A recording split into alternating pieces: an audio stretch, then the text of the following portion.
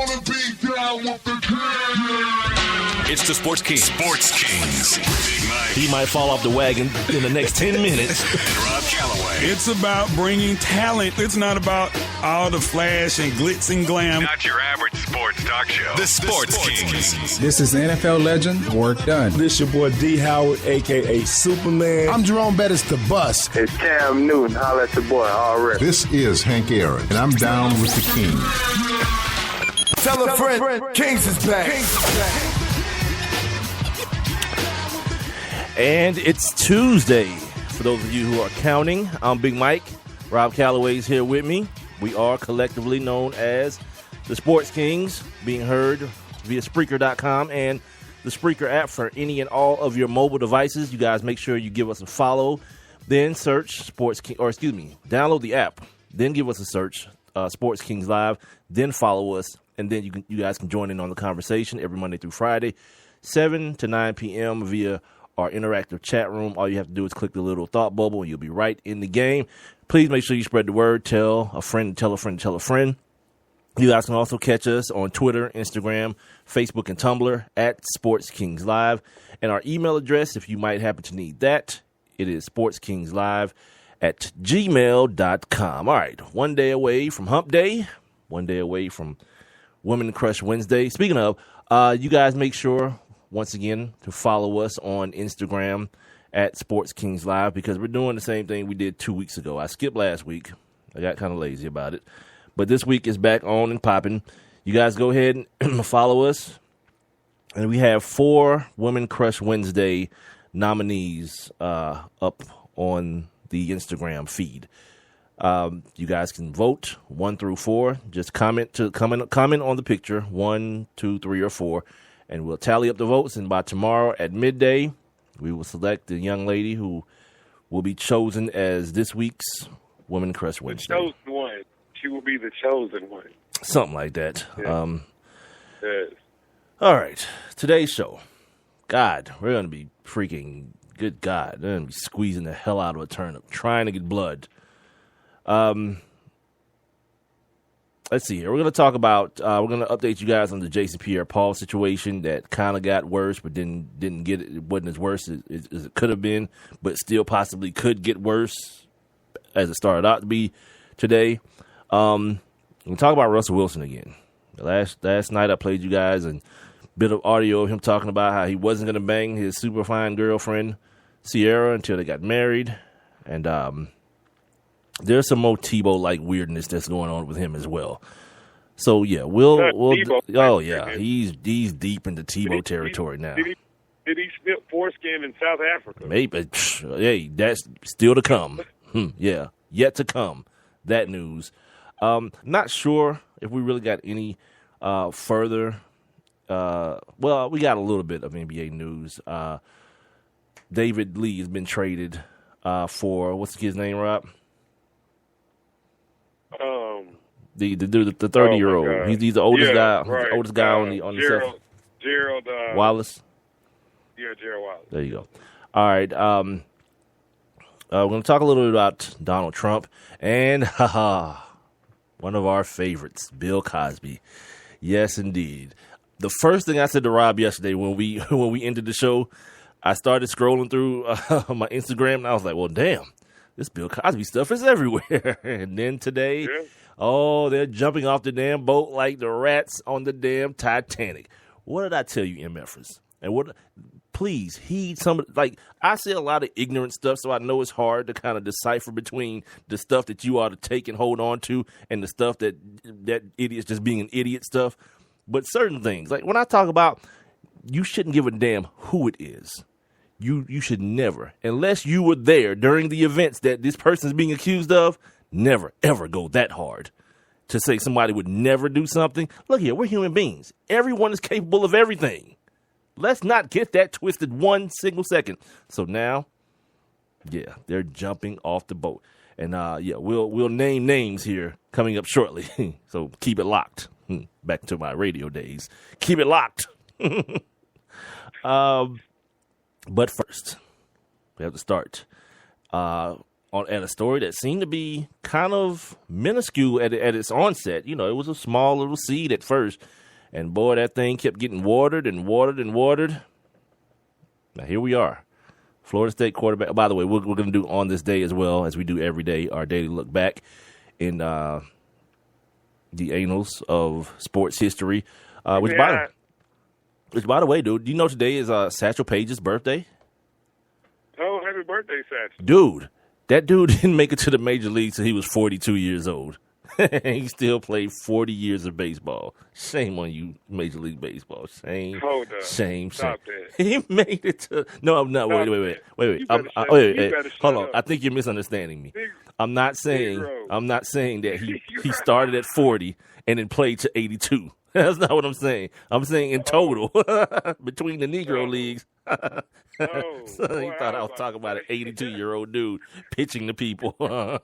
You're an idiot, dude. You're an idiot. Somebody's granddaddy, he got arthritis in his knees, elbows, toes, everything. Still trying to throw a spitball.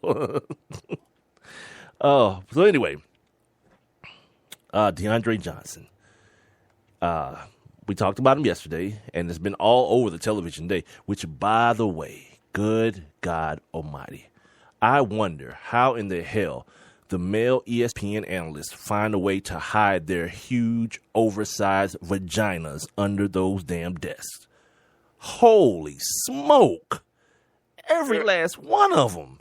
Like, no one, like, we have totally lost perspective. Everywhere. It's gone. Like, right before we got on today, I'm reading this article. You know, it had nothing to do with sports, but I saw one of my favorite comedians, Amy Schumer, who is a total idiot, right? And funny as hell. Rob, do you understand that she made one of her regular jokes but now people know about her now. She's doing movies and stuff, so the mainstream know about her now. So she does one of her regular jokes about, like, banging some Mexican and the Mexican being this, and it has something to do with some black people as well. You know, the jokes that she makes. If you know who Amy Schumer is, nothing I'm saying to you is surprising.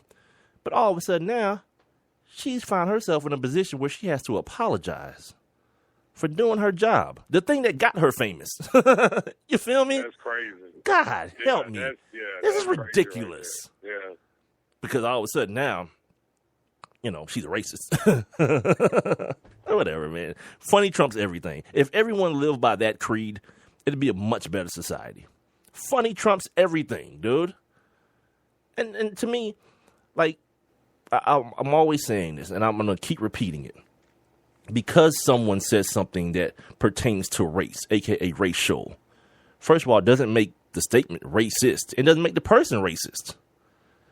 Like, we got to find a way to be able to hold two different concepts in our brains at the same time. We're human beings. We're not orangutans. We've evolved. We have that ability. We should start using it.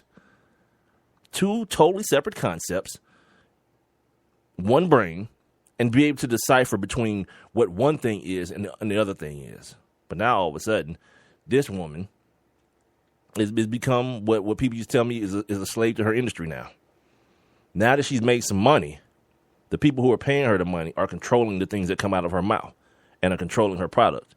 Anybody remember Dave Chappelle? Anybody remember why the hell he got out of there? They offered to do like $250 million, like $250 million. He was like, nah, I'm good.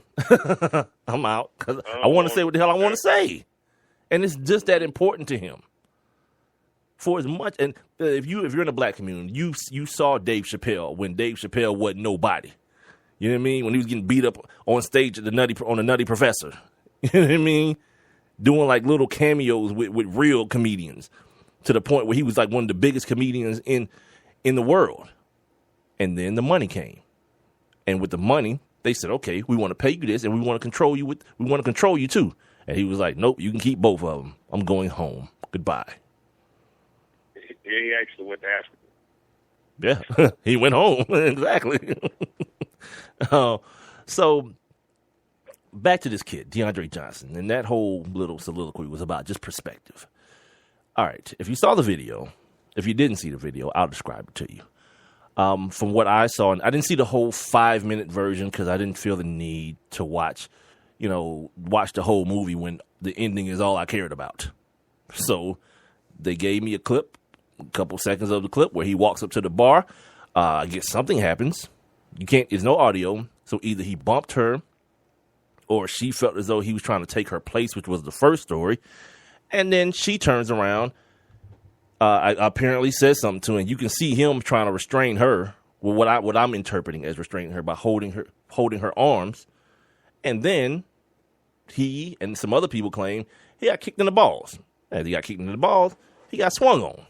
And after those two things happened, he clocked her.